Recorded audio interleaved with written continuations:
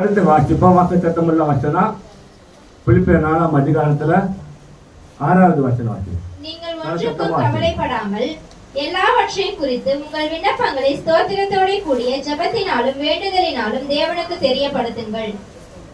ஆண்டவரோட புஸ்தகத்தை கேட்கிற ஆண்டவர் பாதத்துல வந்திருக்கையே எனக்கு கவலை. இந்த கவலை குறித்து ஒரு 4 காரியத்தை அவங்க மத்தியில சொல்ல முடிக்கிறேன். நல்ல கவனமா கேளுங்க. அரசாங்கத்துல சொந்த கவர்மெண்ட் வேலை இருக்குது, சொந்த வீடு இருக்குது, நல்ல வருமானம் இருக்குது, குடும்பம் ஆனால் கவலை இருக்குது. நல்ல பணம் இருக்குது, வசதி இருக்குது, கவலை இருக்குது. நல்ல ஒரு பேர் இருக்குது, புகை இருக்குது, கவலை இருக்குது. இந்த கவலை எதனால வருது? ஏன் எனக்கு இந்த கவலை? வாழ்நாள் முழுவதும் கவலையா அப்படின்னு சொல்லி 4 சப்ஜெக்டில் பார்க்க போகிறோம். முதல் சப்ஜெக்ட் எதில் வந்து நம்ம கவலை பார்க்குறோம் அப்படின்னு சொன்னால் லூக்கா சுவிசேஷ புத்தகத்தில் லூக்கா 10ஆம் அதிகாரத்தில் 40வது வசனம் வாசிங்க. மார்த்தாளோ பற்பல வேலைகள் செய்வதில் மிகவும் வருத்தமடைந்து அவரிடத்தில் வந்து, ஆண்டவரே, நான் தனியே வேலை செய்யும்படி என் சகோதரி என்னை விட்டு வந்திருக்கிறதை குறித்து உமக்கு கவலை இல்லையா? எனக்கு உதவி செய்யும்படி அவளுக்கு சொல்லும் என்றாள். உன்னை என்றும் விசாரிக்கும் பரமபிதா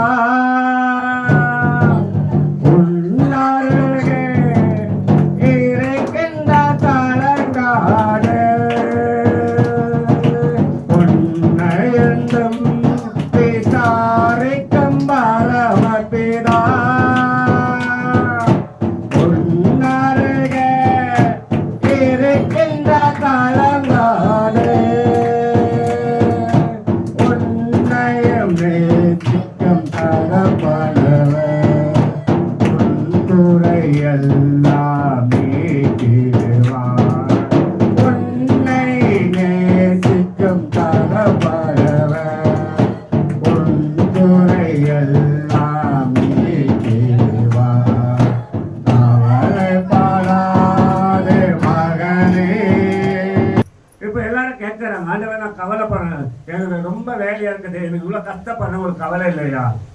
இப்ப நிறைய பேருக்கு தான் இந்த கவலை பெரிய பிரச்சனை இருக்கு. ஆனாலும் ஏன் கவலை எனக்கு வந்து ஆண்டவர் என் வீட்டுக்குள்ள உட்கார வச்சு ஆண்டவர் என் பக்கத்துல இருந்து கூட ஆண்டவர் என் கூட இருந்து கூட ஏன் எனக்கு கவலை வருது? ஏன் என் குடும்பத்துல கவலை வருது? என் வீட்டுல ஜெபக்கூட்டம் வைக்கிற கவலையா இருக்குது, நான் சபைக்கு வர கவலையா இருக்குது, ஆண்டவர் பிரச்சனை கேட்கற கவலையா இருக்குது. ஏன் கவலை இருக்குது? நிறைய பேர் வாழ்க்கையில கவலை தான் அதிகமா வருது. குடும்பமா சபைக்கு போடுற கவலையா இருக்குது, ஆண்டவர் தசம்பா கூட கவலையா தான் இருக்குது, ஆண்டவருக்கு காணிக்க கூட கவலையா தான் இருக்குது.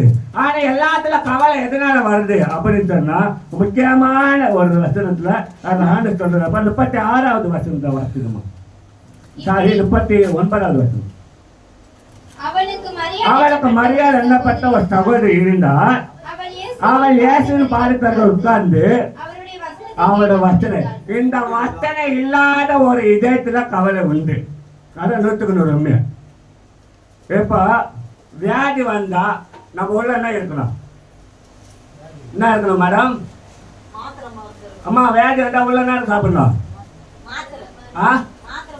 அதுக்குதான் ட்ரீட்மெண்ட். அப்ப வியாதி வருதுன்னா அதுக்குதான் மருந்து ட்ரீட்மெண்ட். நம்ம கவலை வருதுன்னா அதுக்கு எது மருந்து ட்ரீட்மெண்ட்? வசன ட்ரீட்மெண்ட். எனக்கு வசனை இல்லை, ஒவ்வொரு இதயத்துல வசனம் இல்லை, ஆண்டவர் பாடத்துல உட்காந்து வசனத்தை கேட்கிற ஆர்வம் இல்லை, தூக்கம் ஜாஸ்தி, லேட்டா வருது, தாமதமா வருது, ஆண்டவர் பிரசங்கத்தை கேட்கிற ஆர்வம் காட்டிருக்கு. எனக்கு ஆண்டவர் பிரசங்கம் இல்லாம நம்மளால வாழ முடியாது. அந்த பிரசங்கத்துக்காக காத்திருக்கிறோம். ஆனா ஆண்டவர் அழைக்கிறேன், நானே சரி எடுத்துட்டேன், எங்க வீட்டுல கூட்டம் வச்சிருக்கிறேன், எங்க வீட்டுல ஜப கூட்டம் வச்சு சமையல் உட்காந்துக்குது, அவங்க பாட்டு பாட பிரசங்கம் பண்ணுவாரு, எல்லா கூட்டம் உட்காந்து எல்லாம் பாட்டு பாடு கை தட்டுவாங்க, என்னம்மா மாட்டு சமையல் பண்ணி இருக்கணும். எனக்கு ஆண்ட பிரசங்கத்தை கேட்க வாங்க இல்லை, ஆனா கவலை அதிகமா இருந்துச்சு. என்ன கவலை? வேலை செஞ்சுட்டே இருக்க ரொம்ப கஷ்டமா இருக்குது. ஒரு கூட்டம் வச்ச கூட ஒரு சந்தோஷம் வரல, ஒரு கூட்டம் வச்சிருக்கிற சமாதானம் இல்லை, ஒரு கூட்டம் வச்ச கூட சந்தோஷம் சாட்சி சமாதானமே இல்லை, நிம்மதியா வாழ முடியல. காரணம் என்ன? ஆண்டோட பிரசங்கம் உள்ளத்துக்குள்ள இன்னும் உட்காரவில்லை. ஒரு மனிதனுக்கு வியாதி வந்தா எப்படி ஸ்தலத்து கேட்டால் ட்ரீட்மெண்ட் பாக்குறாங்க, ஒரு மனிதனுக்கு கவலை வந்தா அந்த வசனம் ட்ரீட்மெண்ட். எனக்கு பிரச்சனை கேட்கறது ஒரு ஆர்வம் இருக்கணும். இப்ப ஆண்டர் ஆயத்தை மாத்தாண்ட ஆயத்திருக்காங்க, மரியாதை ஆயிக்கிறார். ஆனா மரியாதை இயேசு இருக்கிற இடத்த கேள்விப்பட்டு அவர் பாதத்துல உட்காந்து வசனத்தை கேட்கிறாங்க. எந்த வேலையை குறித்து கவலையே இல்லை மரியாதைக்கு. ஆனா மாத்தாளுக்கு ரொம்ப கவலையாயிடுச்சு. இப்போ அந்த வர நான் வேலை செய்யிட்டு நான் தனிமையா இருக்கிறது ஒரு கவலை இல்லையா? எப்படி கவலை வர்ற? நீ ஆண்டவர் விட்டு போன உனக்கு கவலை இல்லையா? ஆண்டவர் பிரச்சனை கேட்காம நீ பாட்டு வேலை செஞ்சீங்க, உனக்கு கவலை இல்லையா? ஆண்டவர் பேசும்போது அதை கவனிக்காம இருக்க உனக்கு கவலை இல்லையா? அப்போ வேலை மட்டும் எப்படி ஏசப்பா கவலைப்படுவாரு? எப்படி கவலைப்படுவாரு? எனக்கு ஆண்டவர் என்ன கவலைப்பட? அவரோட பிரச்சனத்தை நம்ம எந்த அளவுக்கு நேசிக்கிறோமோ அவர் நம்மளை நேசிக்க ஆரம்பிப்பார். அவரை பிரச்சனத்தை எப்படி நம்ம ஆர்வத்தோட விரும்புகிறோமோ அவர் நம்மளை விரும்ப ஆரம்பிப்பார். அவர் பிரச்சனத்துக்காக எப்படி நம்ம தேடி ஓடுறோமோ அவர் நம்ம தேடி வர ஆரம்பிப்பார். எனக்கு அந்த வசனத்துக்கு ஆர்வம் இல்லை, வசனத்தை கேட்பறது இல்லை, சத்தியத்துக்கு கேட்பறது இல்லை, சத்தியத்தை கேட்க ஒரு வாழ்ந்து வரல. ஒரு காலகட்டத்தில் ஆண்டவர் பேசுவார கையில் வேதம் கூட கிடையாது. முட்டைப்பாடு ஜபம் பண்ண அழிவாங்க, கத்தரை அழிவுறாங்க. அவர் சத்தத்தை கேட்கணும். நிம்மதியா வாய்ந்திட உலகில் நேத்தர உம்மிருப்பம் நிறைவேற்றர உரிமையோடு உனக்கு தீரே. நிம்மதியா வாய்ந்திட உலகில் நேத்தர உம்மிருப்பம் நிறைவேற்றர உரிமையோடு உனக்கு தீரே. நான் உரிமையோடு உனக்கு தீரே.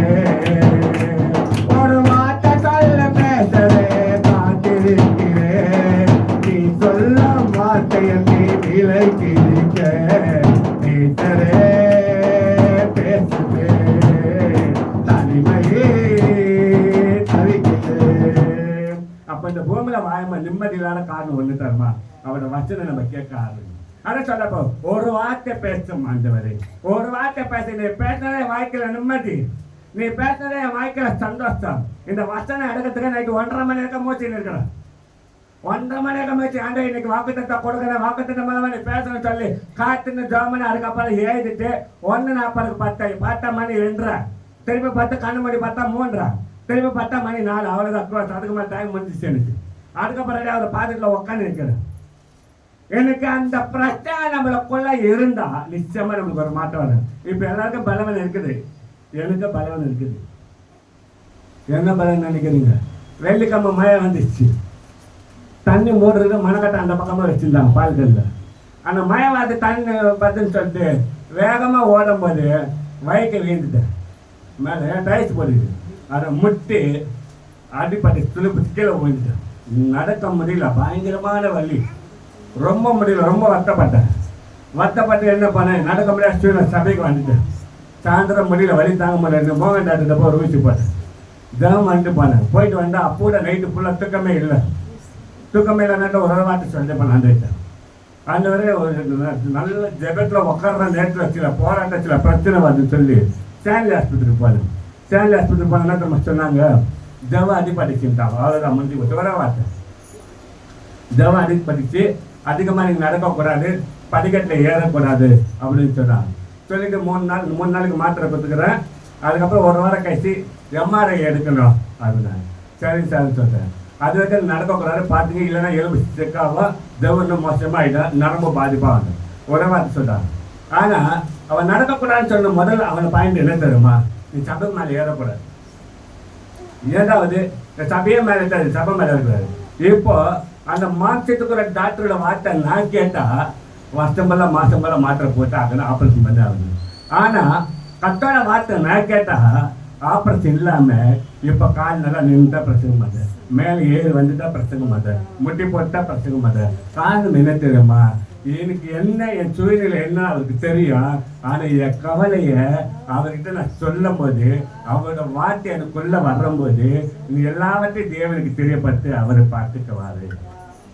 எனக்கு என் கவலை எங்க போறதுன்னா டாக்டர் மேல மறந்துமா, ஐயோ நரம்பு வீங்கிச்சுன்னு சொல்லிட்டாங்க. பயமா இருந்த கால் என்ன ஆகும், அது வெட்டி எட்டு போட்டா கூட கவலை இல்லை. ஒத்த காலோட நான் பூமியில வாழ்ந்தா கூட பல்லவத்தில் ரெட்ட காலோட நடந்து போவேன். ஏன் தெரியுமா, ஏந்து போனாலும் திருப்பி கொடுக்க அவரு வல்லவரா இருக்கா. அப்ப நம்ம சூழ்நிலை பார்த்து சொல்லி சொல்லி வருத்தப்பட்டா பிரச்சனை நம்மளுக்குள்ள கிரியை செய்ய முடியாது. இன்றைக்கு நிக்கிற அளவுக்கு நடக்கிற அளவுக்கு பலம் கொடுத்த ஒரே ஒரு காரணம் என்ன தெரியுமா, அவரோட வசனைய உள்ளத்துல வந்தது. அதுதான் சொல்றது, கவலைப்படாத, ஒன்றுக்கு குறித்து கவலைப்படாத. ஆனால் எந்த பிரச்சனை வந்தாலும் ஜீவன் சேதப்படுத்த முடியும் தெரியுமா, ஜீவனை கொடுக்கிற இருக்கிற அவர் ஒருவர் தான். டாக்டர் வந்து சரீரத்துக்கு மாத்தினா ட்ரீட் பண்ணு, ஆனா இயேசுக்கு ஜீவனுக்கு மட்டும் ட்ரீட் பண்ணு. டாக்டர் கைவிட்டாலும் கட்ட கைவிட மாட்டாரு. அப்ப எதை குறித்து கவலைப்படாத.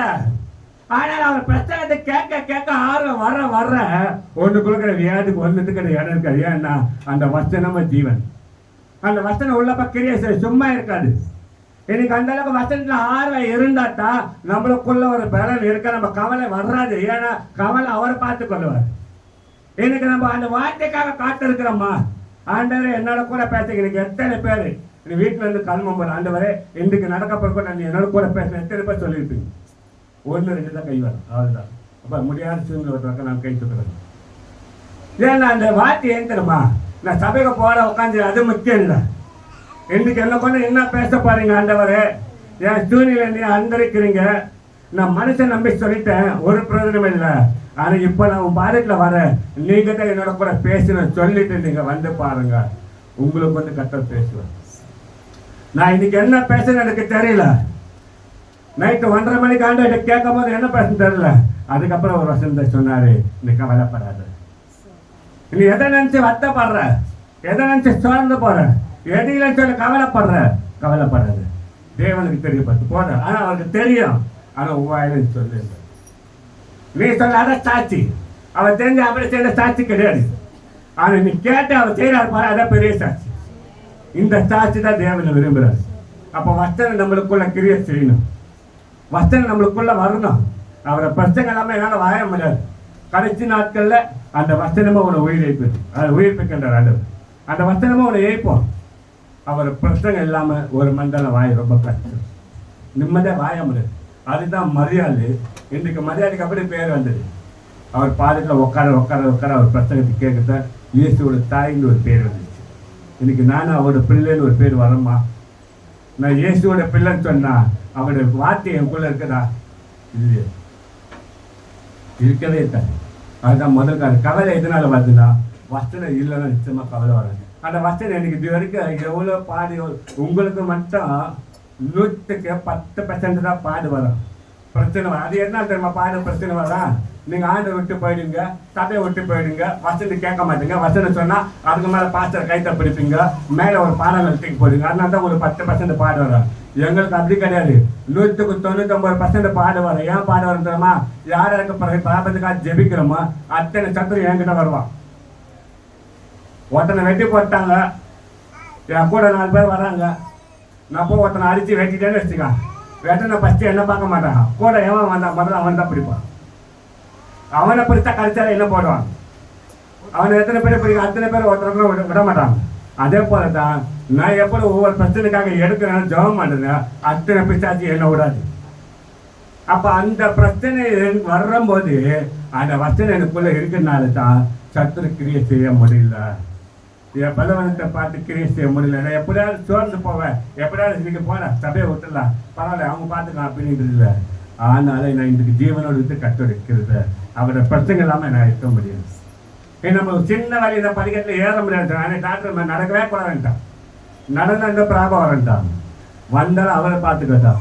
அவர் பாதத்தில் இல்லைன்னா எல்லாமே போச்சு, அவர் பாதத்தில் இருந்தா எல்லாமே திருப்பி வரும். அப்போ முதல்ல ஆண்டவர் வசனத்தை எந்த அளவுக்கு விரும்பி கேட்குறீங்க, அவர் பாதத்தில் எப்படி நேசித்து அதிகமாக ஆர்வத்தோட கேட்குறீங்க, அவ்வளோ பிரச்சனை இருந்து கட்ட உங்களுக்கு வித்தர கொடுப்பாங்க. அந்த பிரச்சனை உங்களை நிறுத்த முடியாது, ஏன்னா வசனம் உள்ள கிரியை செய்யும். அந்த பிரச்சனை உங்களை மேற்கொள்ள முடியாது, ஏன் வசனம் உங்களுக்குள்ள கிரியை செய்யும். அந்த பிரச்சனை உங்களை எதையுமே சேதப்படுத்த முடியாது, ஏன்னா அது ஜீவனுள்ள வசனம் இருக்கிறது உள்ள, அதுக்கு ஆவியின் பட்டயம் இருக்குது. அது ஆண்டு சொல்றாரு, மாத்தால போல இல்ல மரியாதை போல பிரச்சனை கேட்குவாங்க.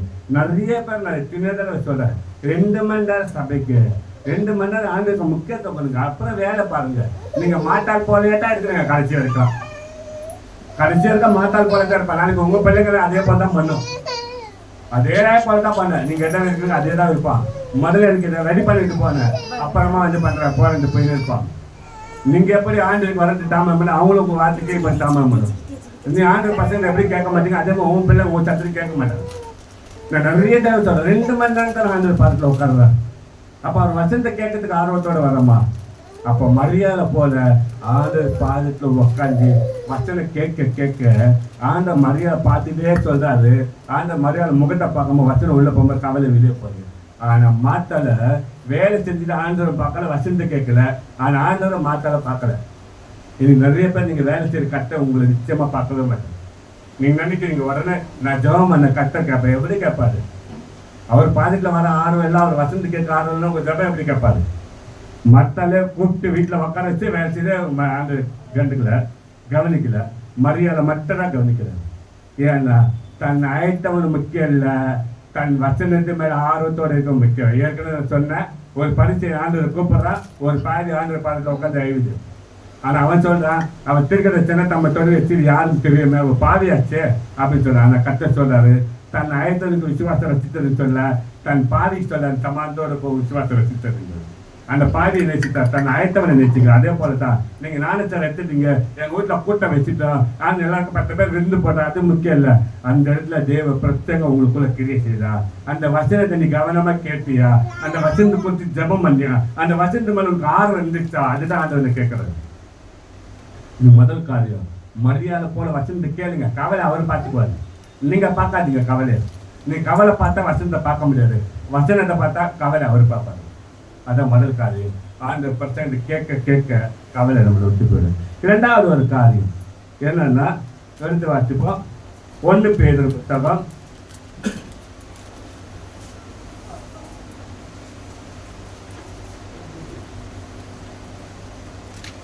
1 பேதுரு புத்தகத்துல 5ஆம் அதிகாரத்துல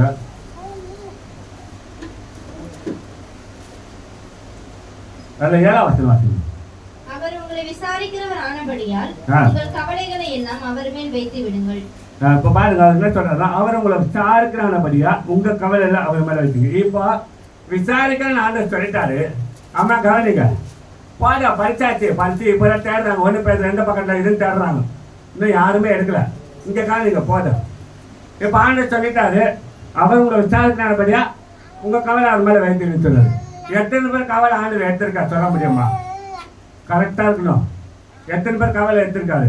அந்த கவலை ஏன் எடுக்கிற, அதான் முக்கியமான காரணம். ஆனா சொல்லிட்டாரு, ஆமா நான் உன்னை விசாரிக்க உன் கவலை என் மேல வெய்யிட்டாரு. ஆனா கவலை எடுக்கல. ஏன் எடுக்கல?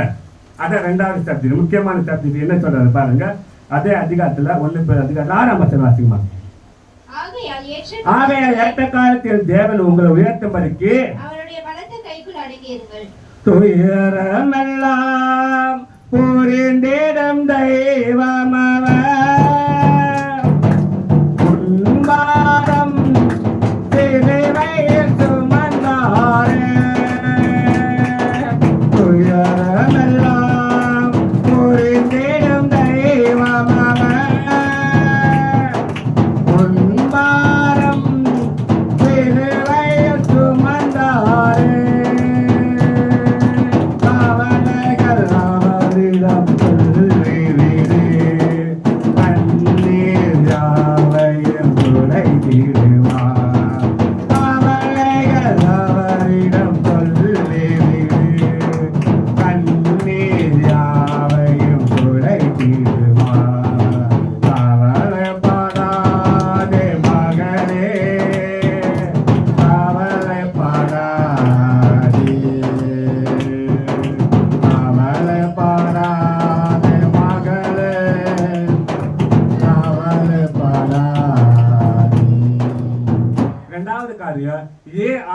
என் கவலையை எடுத்து போடல. நான் உங்களை விசாரிக்கிறேன், உங்க கவலை என் மேல. நான் சொல்றேன் எனக்கு என் கவலை அவர் மேல வச்சா அது 100க்கு உண்மை தான். ஆனா என் கவலை ஏத்துக்கிறாரு. ஏன் ஏத்துக்கிறாரு? உதாரணமா நான் சொல்றேன், ஜனவரி மாதத்துல இருந்து மே மாதம், ஜூன் மாதம் ஊற்று, மே மாதம் 5 மாதத்துல ஒரு கூட்ட கூட தவறாம வந்து மட்டும் கை தூக்கும். பக்கத்துல யாரும் திரும்பி பார்க்காதீங்க, அவங்க மூஞ்ச பார்க்காதீங்க, நீங்க நேரா பார்த்தா போதும். நான் ஒரு கூட்டம் கூட மிஸ் பண்ணாம ஞாயிற்றுக்கிழமை செவ்வாய்க்கிழமை வெள்ளிக்கிழமை மிஸ் பண்ணாம வந்து மட்டும் கை தூக்கணும். இதுதான் அந்த சொல்றாரு, என் பலத்த கைக்குள்ள அடங்கி இருந்தா உங்களை உயர்த்துவேன், அப்பதான் உங்க கவலை ஏமாற வைங்க. ஆனா அவன் சமூகத்துல உட்கார ஆர்வம் இல்லையா? இன்னைக்கு ஒரு கூட்டம் என்ன சொல்றது, செவ்வாய்க்கிழமை போனா வெள்ளிக்கிழமை வராது. கேட்டேன், செவ்வாய்க்கிழமை தான் போயிட்டு வந்தேன். எனக்கு வாக்குறது தானே முன்னாடி சொல்லிட்டேன். 1ஆம் தேதி வாக்குறது தான். காலையில் 5 மணிலேருந்து 6 மணிக்கு வாக்குறது நடக்கும். திருப்பி 7 மணிலேருந்து 9 மணி வரைக்கும் சர்வீஸ் நடக்கும். அது ஒவ்வொருத்தனா கூப்பிட்டு சொன்னா தான் வந்தாங்க. இல்லைன்னா அவ்வளோதான். நீங்க சொல்ல நான் போன தூங்கிட்டேன். ஆனால் ஒருத்தரை விடாம வச்ச கரெக்டாக வந்துட்டாங்க. 1ஆம் தேதி வந்துங்க, இன்னைக்கு அப்படியே உக்காந்துக்கிறாங்க. ஏன்னா ஆண்டவர் சொல்லுவ காரியம் அவரோட பலத்த கைக்குள்ள அடங்குது. ஏற்ற காரியத்தை உங்களை உயர்த்துவா. அப்போ என்ன காரணம்னா, நீ அவர் சமூகத்துல உட்காரம் போதா ஓ கவலை அவர் மேல வைத்து. நீ சபைக்கே வரமாட்டேன்றீங்க, சபைக்கே வராதீங்க. நீங்க அட்வான்ஸ் எடுக்கிற கட்டாரு. நான் நிறைய வாட்டி சொல்றேன், வேலைக்கு போனா அட்வான்ஸ் எடுக்கிறாங்க, பள்ளிக்கூடம் போனா அட்வான்ஸ் எடுக்கிறாங்க. எல்லாத்துக்கும் அட்வான்ஸ் இல்லாத இடமே கிடையாது. எல்லாத்துக்கும் அட்வான்ஸ் எடுப்பாங்க. அதனால சபையில அட்வான்ஸ் எடுக்கிறேன். இங்க கிடையாது, பரலோகத்தில் இருப்பாரு. இந்த ஜனவரி மாதம் 2025ஆம் ஆண்டுல ஜனவரி தொடங்கி இந்த மே மாதம் 5 மாதத்துல 8 தடவை நாமத்தை மகிமைப்படுத்த கேட்கிறாரு. ஒரு மாசத்துக்கு 30 நாள், 5 மாசத்துக்கு 150 நாள்.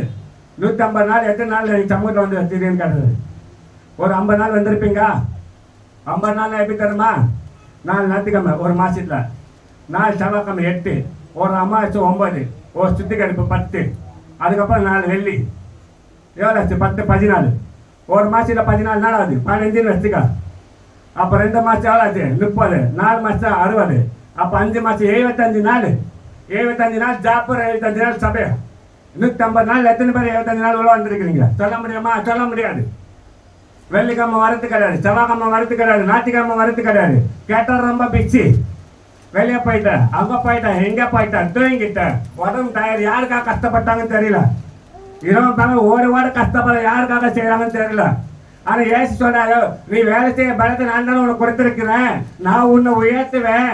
ஆனா நான் உன்னை உயர்த்தினா உன் கவலை உன்னை வந்து சேதப்படுத்த முடியாது, உன் உயர்வை தடை பண்ண முடியாது. அந்த தடையில கத்த உரைக்கிறத உன் கூட இருக்கிறாரு. அவர் பாதிக்கல. நீ உட்கார 5 மாதம் 150 நாள்ல 75 நாள்ல ஒரு நாளைக்கு 2 மணி நேரம் கத்த எதிர்பார்க்கணும் ஒண்ணு. அதான் சொல்ற ஆண்டவர், இந்த ஸ்தலத்துல செய்யப்படும் ஜபத்தை கண்ணு திறந்து இருக்கிறது. அவருக்கு செவி கேட்குது. எத்தனை பேர் அந்த கண்ணை திறந்து பாக்குறாரு? எத்தனை பேர் வந்திருக்கேன்? ஒரு கல்யாணத்துக்கு வர்றாங்க, ஒரு 100 நோட்டீஸ் அடிக்கிறான்னு வச்சுக்கா. வீட்டுல வந்து ஒரு நோட்டீஸுக்கு ஒரு நோட்டீஸ் தான். அம்மா கவனிங்க, தூக்கம் வந்து நிறைய பேருக்கு ஒரு நோட்டீஸ் தான். ஏன் நைட்டு ஃபுல்லாக எல்லாம் கண்ணு வச்சு வேலை செஞ்சு வந்துருக்காங்க. ஒரு நோட்டீஸு ஒரு பொண்ணு 4 பேர் வரணும். எப்படி சொல்லி கூப்பிட்டு தரமா, என் பொண்ணு கல்யாணம் வச்சுக்கிறேன், கண்டிப்பா நீ குடும்பமா வரணும், நாங்க கண்டிப்பா குடும்பமா பார்ப்போம் அப்படின்னு தான் சொல்லுவாங்க.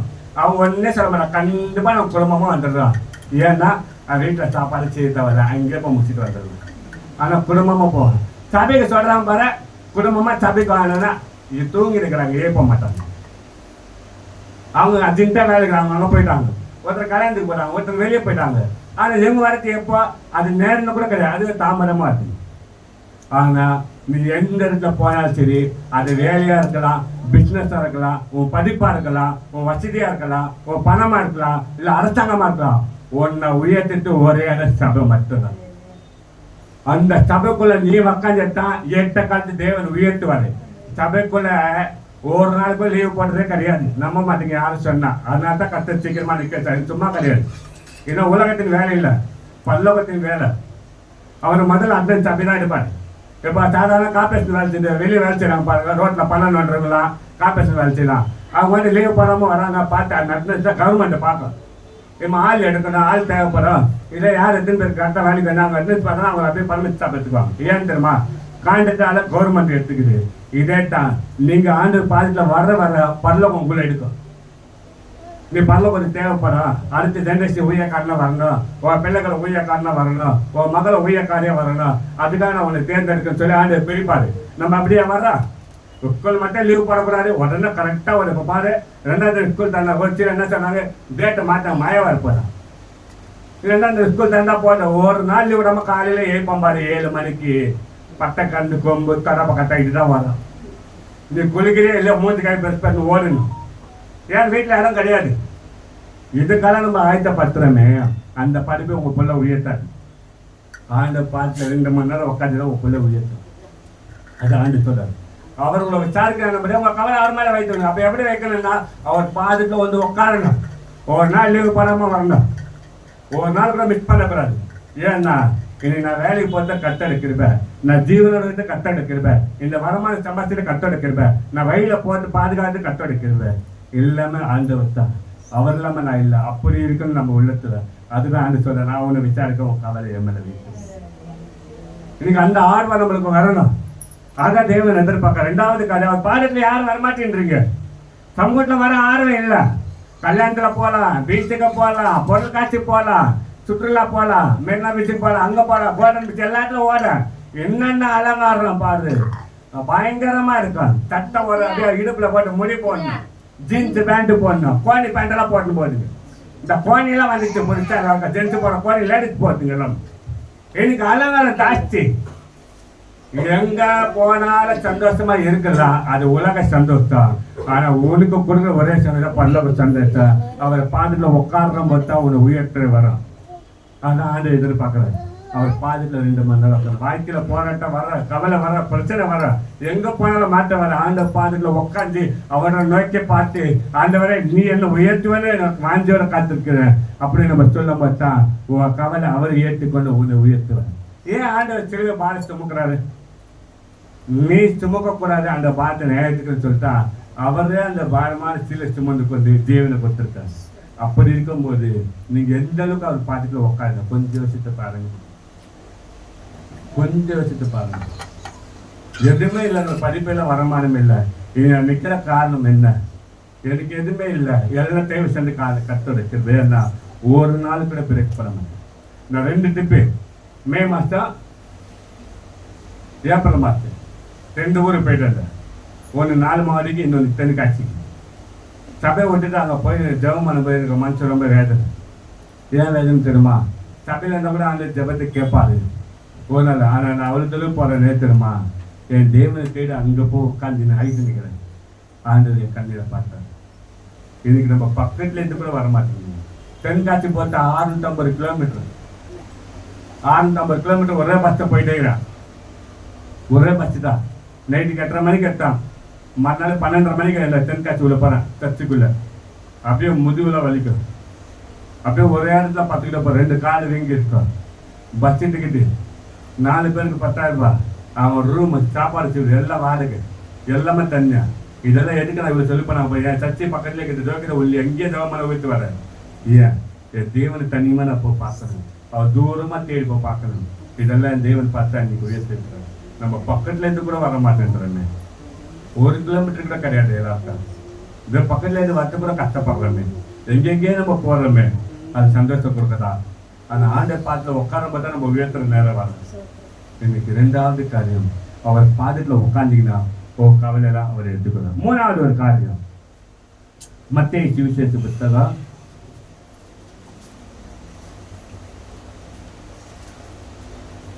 11ஆம் அதிகாரத்துல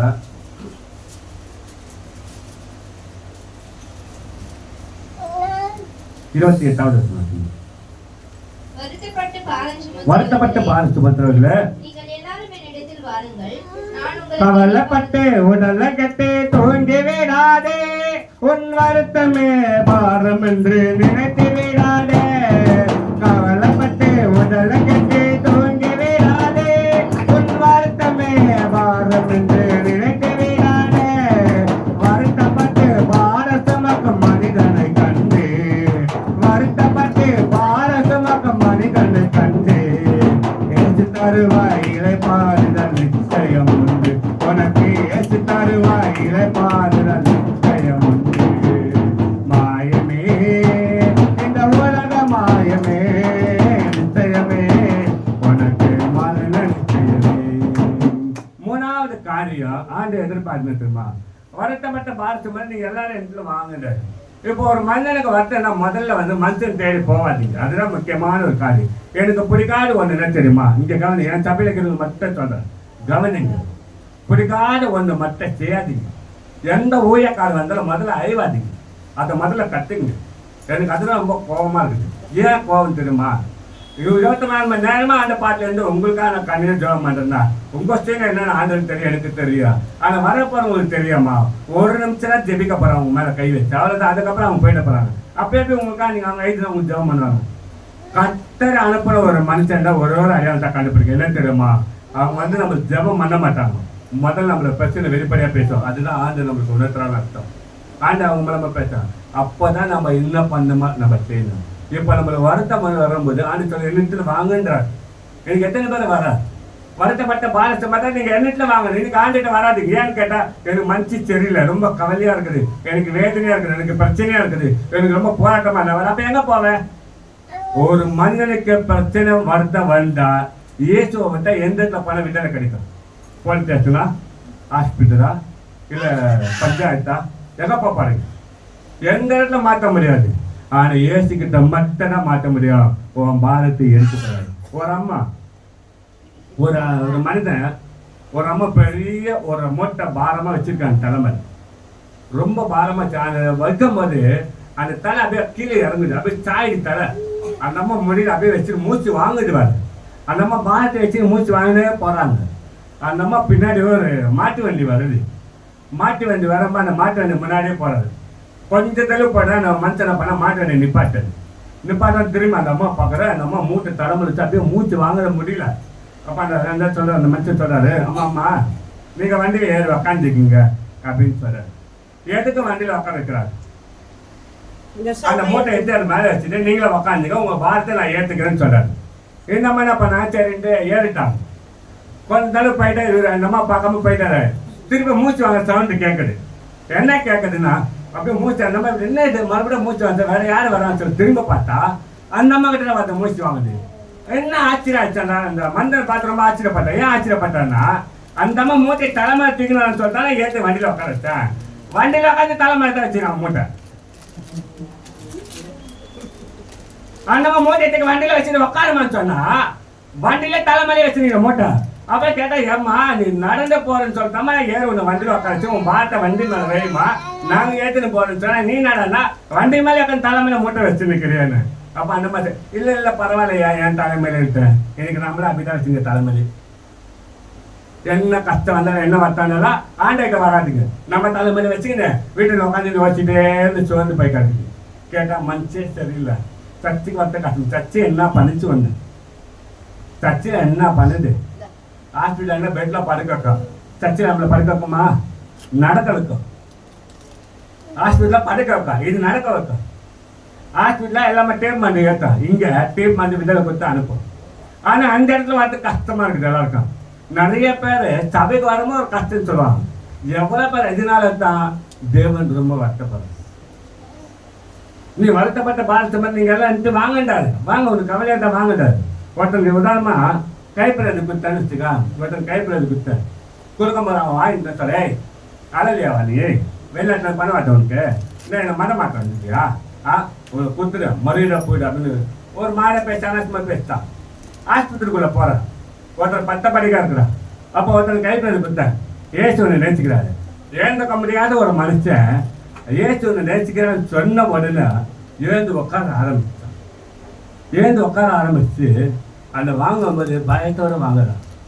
ஏதோ வாங்குறான்னா அந்த உள்ள இருக்க ஜீவனில் வாங்கிட்டு கேட்குறான், டாக்டர் அந்த கைவிட்டாங்க, ஏசப்பா அந்த காப்பாற்றுவாங்க, நிச்சயமாக காப்பாற்றுவாங்க, உன் கண்ணீரை பார்த்தா இந்த காண்டு அப்படின்னு. அப்போ அந்த மனுஷர் கண்ணீர் வருது. ஏன் கண்ணீர் வருதுன்னா இந்த ஆதலான வார்த்தை யாருன்னு பேசலையே, டாக்டர் கூட பேசலையே, என் சொந்த பந்தம் கூட பேசலையே. இந்த மனுஷன் வந்து எனக்கு ஆதலான வார்த்தை சொல்ல முடிய மனுஷனுக்கு ஒரு ஆதலாக இருக்குது. அப்போ அந்த பாரத்தை ஆண்டு வச்சுக்கிறாரு. இன்னைக்கு நம்ம அப்படி இருக்கிறோமா? நம்ம ஆண்டு அவனுக்கு ஒரு ஊயக்கா தேடி இப்போ சொல்றாரு ஏசு நேசிக்கிறாரு. அப்போ அவன் கேட்க, ஐயா ஏசப்பா காப்பா நிச்சயமா காப்பாற்றுவாரு, உனக்கு ஆண்டு சுகத்தை கொடுப்பாரு, உன் கண்ணீர் ஆண்டு பார்த்தாரு. அதனால தான் அவன் இன்னும் தேர்ந்து அழுகிறான். ஏன்பா அழுகிறேன் ஐயா, இன்னைக்கு உங்களை பார்த்து அழுகலையா, தண்ணிப்பட்ட முறையில் நிறைய தடவை அழுதேன், யாரையா கண்ணீரை பார்த்து வரலை, என் கண்ணீரை துடைக்க வரலை. ஆனால் இன்றைக்கு நீங்கள் சொல்லும் போது நான் நினச்சி பார்த்தேன் அழுகிறேன். ஏன் அழுகிறேன் தெரியுமா? ஒரு நாட்டில் அந்த அழலியா வேணான்னு சொன்னேன், இன்னைக்கு அந்த அழலியா தான் எனக்கு தேடி வந்திருக்குது, இந்த அழலியா தான் என்கிட்ட பேசுது. அப்போ அவன் அறியாத ஒரு மனுஷனுக்கு ஆண்டு வார்த்தைக்கு அவன் ஆர்வத்தோடு வரேன்னா ஆண்டோட அஞ்சு நீங்க அந்த பாரத்தை ஏற்றுன்னு வர மாதிரி விட மாட்டேங்கிறீங்க. ஏன் ஆண்டுகிட்ட கொடுக்க மாட்டேங்கிறீங்க? ஏன் ஆண்டு பாதத்தில் விட மாட்டேங்கிறீங்க? அதுதான் ஆண்டு கேட்குறாரு. வருத்தப்பட்டு 14 வருஷம் இந்த வார்த்தைகள் சங்கீத புத்தகத்துல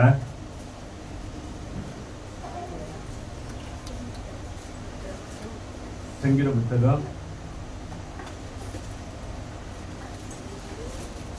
55ஆம் அதிகாரத்துல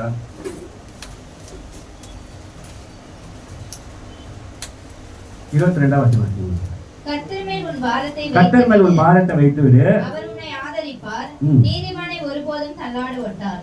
காகங்களே வாசிக்கும் தேவனவர் அனுதினமும் நடத்துவார் கலங்காதே. காகங்களே வாசிக்கும் தேவனவர் அனுதினமும் நடத்துவார் கலங்காதே.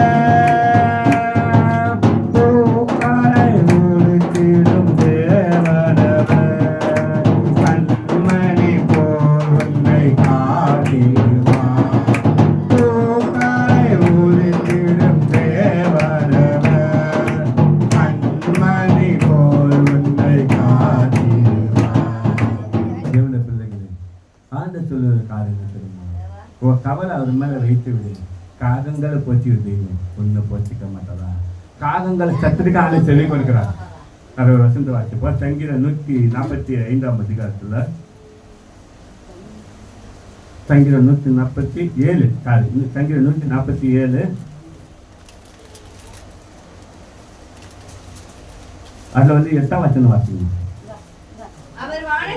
அவர் மிருக ஜீவன்களுக்கோ கூப்பிடுற காக குஞ்சுகளுக்கும் 9ஆம் வசனம் சாரி அவர் மிருக ஜீவன்களுக்கும் கூப்பிடுகிற காக்கை குஞ்சுகளுக்கும் ஆகாரம் கொடுக்கிறார். பாருங்க, அந்த மிருகத்தை கூட அந்த ஏன் ஆகாரம் கொடுக்குறா தெரியுமா?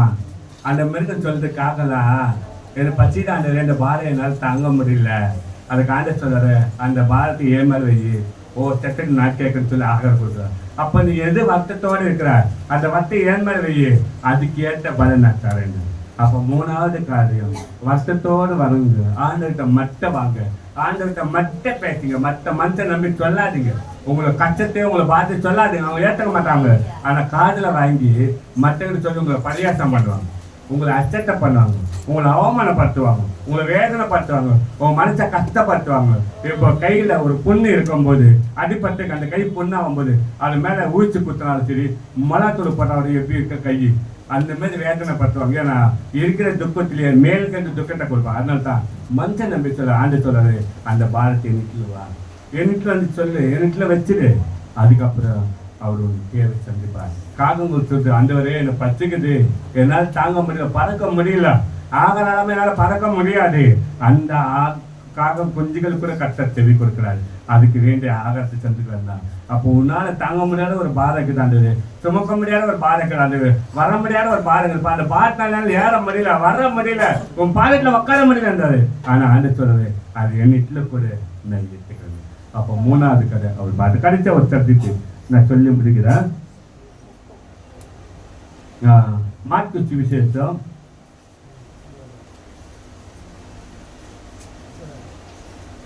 4ஆம் அதிகாரத்துல, மார்க்கு சுவிசேஷம் 4ஆம் அதிகாரத்துல அதுல 38வது வசனம் வாசிங்க. கப்பலின் பின்னணியத்தில் அவர் தலையணையை வைத்து நித்திரையாயிருந்தார். அவர் அவரை எழுப்பி, போதகரே, நாங்கள் மடிந்து போகிறது உமக்கு கவலை இல்லையா என்று. இப்ப 2வது வார்த்தை மரல மரியாதை சொன்னாங்க. ஆண்டவரே நான் வேலை செய்யணும் கவலை இல்லையான்ற, நான் தனிமை வேலை செய்யணும் கவலை இல்லை. இப்ப என்ன சொல்றாருன்னா ஆண்டவர் நாங்க மறைந்து போறோம்னு கவலையா இல்லைன்றாங்க. இப்ப 4வது சப்ஜெக்ட் கவலை யாருன்னு சொன்னா ஏசு கூட வச்சுன்னு உலகத்தின் காலத்துக்கு பயப்படவே கூடாது. இது வந்து அது வந்து குடும்பத்துல பிரச்சனை வந்து வியாதி வந்து பயப்பட ஏசு கூட தான். இதுல பாத்தீங்கன்னா ஆண்டவர் என்ன பண்றாருன்னா படகுல போகும்போது பாத்துக்க எந்த வச்சனத்திலையும் ஆண்ட தூங்குன்ற வார்த்தை வராது.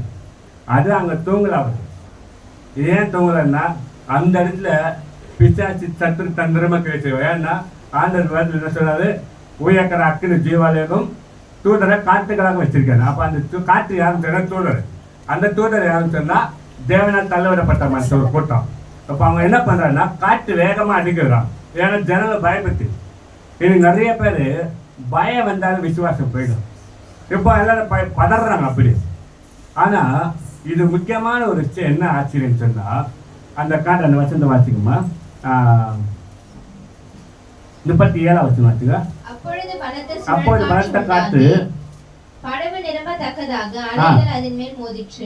38 கப்பலின் பின்னணியத்தில் அவர் தலையணை வைத்து நித்திரையாயிருந்தார். அவர்கள் அவரை எழுப்பி, போதகரை, நாங்கள் மடிந்து போகிறது உமக்கு கவலை இல்லையா? எப்ப ஆண்டு பார்த்து போதகரை நாங்க மடிந்து போறது எழுப்புறாங்க சொன்னா ஆபத்து வரும்போது மற்ற ஆண்டு பார்ப்பலாம். நிறைய பேர் சரீரத்துல வியாதி வந்தா, குடும்பத்துல கஷ்டம் வந்தா, பிரச்சனை வந்தா அப்பதான் ஆண்டு தெரியும் அவங்க கண்ணுக்கு. மற்ற நேரத்துல ஆண்டு தெரிய மாட்டேங்குது. நம்மளுக்கு பிரச்சனை வர்றதுக்கு முன்னாடி ஆண்டுக்குள்ள இருக்கணும். அப்படி இருந்தா தான் ஆண்டு என்ன சொல்ற பாருங்க. கீழே 39 வாசிங்க. 39 40 வாசிங்க. அவர் அவர்களை நோக்கி, ஏன் இப்படி பயப்பட்டீர்கள்? ஏன் உங்களுக்கு விசுவாசம் இல்லாம? கொஞ்சம் நிறைய பேர் விசுவாசம் இல்லை. என்ன விசுவாசம் இல்லைன்னு அப்ப ஆண்டு நம்ம கிட்ட இருக்கிறாரா? அம்மா இங்க கவனிங்க. இப்ப ஒருத்தர் கேள்விக்காரு, யாருன்னு ஒருத்தர் கைத்துக்கு பதில் சொல்லுங்க. ஏசப்பா என் கூட இருக்கான்னு மட்டும் சொல்லி கைத்துக்கு நான் ஆதாரத்தை காப்பேன். அதெல்லாம் அதுக்கு மட்டும் தூக்க மாட்டாங்க. ஏன்னா இப்ப சந்தேகம் எல்லாருக்கும். இப்ப ஏசப்பா என் கூட இருக்கிறாரா சந்தேகம். ஆனா எனக்கு தெரியும் ஏசப்பா என் கூட இருக்கிறான்னு நான் சொல்லுவேன். ஏன் தெரியுமா? எது வந்தாலும் பயப்பட மாட்டேன். ஏன்னா எனக்கு பயத்தின் ஆவி கொடுக்காமல் அவர் என்ன சொல்றாரு, அப்பா பிதாவை கூப்பிடுற புத்திர சுகர ஆவி எனக்கு கொடுத்துருக்குறேன் அப்படின்னா எதுக்கு பயப்படலாம்? எதுக்கு பயப்படணும்? எதை குறித்து நம்ம பயப்பட வேண்டிய அவசியம் நம்மளுக்கு கிடையாது. காற்று வந்தாலும் சரி, மயம் வந்தாலும் சரி, புயல் வந்தாலும் சரி, கொள்ளனை வந்தாலும் சரி, வாதை வந்தாலும் சரி, கொரோனா வந்தாலும் சரி, ஆனாலும் ஒன்று உங்களை சேதப்படுத்த முடியாது. ஏன்னா கத்த உங்களோட கூட இருக்கா. உன் விசுவாசம் உனக்குள்ள இருந்தா நீ பயப்பட அவசியம் இல்லையே. விசுவாசம்னா ஒரு கவலை வரணும் அவசியம் இல்லையே.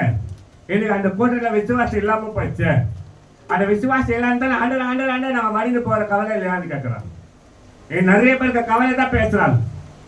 ஐயோ எனக்கு கவலையாது, எனக்கு கவலையாது, எனக்கு கவலையாதுதா. அந்த கவலை ஏன் வந்து உங்க விசுவாசம் எங்க போச்சுன்னு கத்த கேட்கிறாரு. ஏன் உங்க விசுவாசம் எங்க போச்சு? எங்களோட விசுவாசம் இல்லாம போனால்தான் பிசாசு ஒவ்வொரு நிமிஷமா கிளை செஞ்சுருப்பான். இன்னொரு என்ன ஆச்சரியம் தெரியுமா? ஆண்டவர் பிசாச்சு ஆண்டவர் பார்த்து நடக்கிறதுன்னு சொன்னா ஆண்ட படகுல இருக்கும் போது ஏன் பிசாச்சுக்கு கத்த அனுமதி கொடுத்தா காத்து வரன்னு சொன்னா கூட்டக்கிற விசுவாசத்தை கத்த சோதிப்பார். அதான் முக்கியமான காரியம். இப்ப அவர் பத்திரிக்கை தாக்கல் வச்சு தூங்குறாரு. ஒரு பாப்பா படகு போகும்போது என்னாச்சுன்னா வேகமா காற்று அடிக்கிற ஆடுது. எல்லாம் பதறாங்க, அப்படியே அடிச்சு அழுகுறாங்க. ஐயோ என்ன போன்னு தெரியல, என்ன நடக்க போன்னு தெரியல. ஒரு சின்ன பொண்ணு, ஒரு 4 வயசு பொண்ணு, ஒரு சின்ன முக்கா பாவடை போட்டுன்னு ஒரு சட்டை பொண்ணு பாவடை பிடிச்சி டான்ஸ் ஆடிட்டே இருக்குது. அது டான்ஸ் ஆடிட்டே இருக்கும். எல்லாம் கேட்குறாங்க. நாங்கெல்லாம் பயந்துனா படகு ஆடுது, கவிக்க போகுது, எல்லாம் உயிருக்கு ஆபத்து வருன்னு சொன்னா நீ நானா டான்ஸ் ஆடுறதுன்னு கேட்குறாங்க. அதுக்கு அந்த பாப்பா சொல்லிட்டான், நீ காற்று அடிக்குன்னு சொல்லி நீங்க என்ன ஆடுங்க? நான் எங்க அப்பா படகு ஆட்டுறாரு, அதான் நான் டான்ஸ் ஆடுறேன்னு சொல்றேன். ஆண்டவர் படகு ஆட்டுறாரா, நம்ம டான்ஸ் ஆடுறாங்க. ஆனா அந்த அம்மாவுக்கு தெரிஞ்ச விசுவாசம், ஆனா படகுல பயப்படுறதுன்னு தெரியல. நிறைய பேர் விசுவாசம் எங்க போயிருக்குன்னு தெரியல. பயத்து மேல போய்க்குது, ஆண்டவர் மேல இல்ல. எந்த சூழ்நிலை வந்தாலும் என்ன நடந்தாலும் உன் விசுவாசத்தோட இருந்தா ஒன்றும் உங்களை சேதப்படுத்த முடியாது. நீங்க பயப்பட வேண்டிய அவசியம் தேவையில்லை, நீங்க கவலைப்பட தேவையில்லை. ஆனா ஆண்டவர் சொல்றாரு, ஏன் உங்க விசுவாசம் எங்க போயிடுச்சு? நம்ம வரும்போது கொரோனா காலத்துல ரொம்ப மோசமா இருந்துச்சு. இப்போ மருந்து பேப்பர்ல வந்துது, என்ன சொல்றாங்க தெரியுமா? மருந்து மாஸ்க் போடணும், எல்லாம் பார்த்துக்குவோம் அப்படி. அது போய் இப்போ தெரிஞ்சு பார்த்து ஒரு கவர்மெண்ட் அரசாங்கம் வச்சோன்னா நம்ம கரெக்டாக மாஸ்க் போடலாம் இல்லையாம்மா? போடுறோம்ல. பஸ்ஸில் யாரும் பக்கத்தில் உட்காரக்கூடாது, ஆட்டோவில் 2 பேர் நடுவில் ஒருத்தர் உட்காரக்கூடாது, 2 பேர் தள்ளி தள்ளி உட்காரணும். எங்கே சேரில் போனால் 2 பேர் தள்ளி தள்ளி உட்காந்து நடுவில் கேட்புங்க. அப்போ அரசாங்கத்தை கீழ்படிதா கொரோனா உள்ள வந்துச்சுன்னு. ஆனால் வரத்துக்கு முன்னே ஏசு சொல்கிறோம், அவர் கீழ்படிக்குமா? அவர் சொல்றாரு, நான் வாதியை அனுப்புவேன், கொள்ளனை அனுப்பேன். பைபிள மத்திய சுவிசேஷத்தை கரெக்டாக சொல்றாரு, கொள்ளனை வர்றோம், பஞ்சம் வர்றோம், இதை கடைசி காலத்தில் நடக்குதுன்னு சொல்றாரு. அது நம்ம பயப்படுறோமா? எனக்கு விசுவாசம் இருக்குது. ஆண்டு எந்த சேதப்படுத்த முடியாது. கர்த்தர் என் கூட இருக்கிறாரு. அவர் பாதிட்டுல இருந்து எங்க தேச ஜனங்களை காப்பாற்றணும், எங்க தேசத்தை காப்பாற்றணும். எங்க இந்தியாக்குள்ள ஆண்டு தம் தூரம் அனுப்பி தாம அந்த ரத்த நச்சா மறுத்தாரு. அதே மாதிரி ஏசு ரத்த நச்சு தேசத்தை காப்பாற்றினாரு. அப்படி இருக்கும்போது தேசத்தை அழிந்து போகிறார், ஜனங்களை அழிந்து போகிறார். எத்தனை பேர் நம்ம விசுவாசத்தை ஜெபிக்கிறோம்? ஜெபமே கிடையாது. இன்னைக்கு கடைசி நாளாவது காரியம். பயப்படக்கூடாது, விசுவாசமா இருக்கு. விசுவாசம் உள்ளவனா இந்த விசுவாசம் எங்க போயிடுச்சு? ஏசு கூடவே இருக்கிறார். கூட இருக்கும்போது எதுவுமே நம்ம மேற்கொள்ள வர முடியாது, நம்ம தேடப்பட்ட வர முடியாது. அதுதான் அது சொல்ல 4 காரியம். முதல் காரியம் என்ன தெரியுமா? வசனத்தை கேட்டா உன் கவலை எல்லாம் போயிடும். வசனத்துக்கு உனக்குள்ள இல்லைன்னா கவலை மீறி வரும். 2வது காரியம் சபைக்குள்ள அடங்கிடு, அப்பதான் கவலை வராது. அவர் உயர்த்தன அவர் உங்களுக்கு சேர்க்கணும், அவர் கேட்டு அவர்கிட்ட ஒப்பு கொடுத்துருங்க. ஆனால் சபைக்குள்ள அடங்கிருக்கணும், கவலை வர. 3வது வருத்தம் இருக்குதா? ஆண்டு பாட்டில் சொல்லுங்க. ஆண்டுகிட்ட நீங்க பேசுங்க. ஆண்டு எனக்கு ஒரு பாடத்தை எடுத்து போது பேசுங்க. மனுஷனை சொல்லாதீங்க. எனக்கு கவலையா இருக்கு, எனக்கு கஷ்டமா இருக்கு, எனக்கு வேணும் சொல்லாதீங்க. ஏன்னா அவன் கேட்டு அதுக்குள்ள ஒரு மாற்றம் செய்ய மாட்டான். 10 பேர்கிட்ட காட்டி கொடுப்பான். நீங்க ஆண்டுகளுக்கு பேசுங்க. 4வது காரியம் ஆபத்து வந்தா பயப்படாது, பதறாதுங்க, விசுவாசம் இல்லாதாதுங்க. ஆனாலும் ஒன்றும் உங்களுக்கு சேதப்படுத்த முடியாது. இன்னைக்கு கவலைப்பட்டீங்கன்னா நிச்சயமா எல்லாமே பாதிப்பாங்க. அதுதான் ஒரு வசந்த மட்டும் சொல்லு. அந்த கவலை பரம்பரை என்ன சொல்ல பாருங்க. மத்திய சுவிசேஷத்துல மத்திய சுவிசேஷம் 6ஆம் அதிகாரத்துல 27வது வசனம் வாசிங்க. கவலைப்படுகிறதுனால உங்களை எவன் தன் சரி அலுவலு ஒரு முயற்சி போட்டு. அப்ப என்ன தெரியுமா? அந்த கவலை வந்தா உன் சரண பலந்த போவோம் தவிர பலன் கூடாது. அதான் சொல்லுது. கவலைப்படுறதுனால உங்களை எவன் ஒரு சரண அளவு கூட்ட முடியாது. அந்த கவலை வந்தால் சாப்பிட மாட்டீங்க, கவலை வந்தால் தூங்க மாட்டீங்க, கவலை வந்தால் வெளியே வர மாட்டீங்க, கவலை வந்தால் சோர்ந்து போயிருப்பீங்க. அப்போனா அது அந்த சரணம் பாதிப்பாரு. அதுதான் சொல்லுது. கவலைப்படுறதுனால எவன் ஒரு சரண அளவுக்கு கூட்டுவான். அப்போ அந்த கவலை விட்டுருங்க. இயேசு மாற்ற பிடித்து கொள்ளுங்க. கவலை அவரை எதிர்த்து கொள்ளுங்க. இது எல்லா கண்களும் முழுவதுமா கட்டர் கண்டு போது கட்டர் கண்டு